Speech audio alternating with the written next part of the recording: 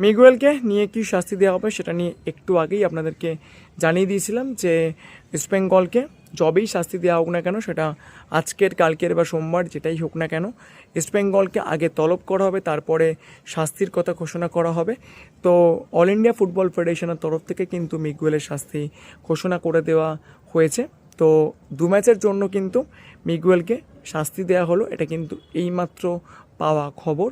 একটু আগেই আমাদের লাইভটা শেষ হয়েছে, ঠিক যেরকমটা বলেছিলাম যে উড়িষ্যার ম্যাচ তাকে তো পাওয়া যাবেই না, আর অন্যদিকে মিগুয়েলের ক্ষেত্রে কি হবে না হবে সেটা আজকের হোক, কালকের হোক বা সোমবার হোক, যবেই হোক না কেন ইস্ট বেঙ্গলকে ডেকে সেটাকে জানিয়ে দেওয়া হবে। ইস্ট বেঙ্গলের কাছে কিন্তু এই অপশানটাও থাকবে অ্যাপিল কমিটির কাছে যাওয়ার। তো এই মুহূর্তে যে লেটেস্ট আপডেট, মিগুয়েলকে কিন্তু 2 ম্যাচের জন্য সাসপেন্ড করা হয়েছে, সঙ্গে কিছু টাকা আর্থিক জরিমানা, এবং এর ফলে উড়িষ্যা এফসি এবং মুম্বাই সিটি এফসির বিরুদ্ধে ইস্ট বেঙ্গল কিন্তু মিগুয়েল ফিকিওরো দামাসেনোকে পাবে না। এটাই কিন্তু এই মুহূর্তে লেটেস্ট আপডেট।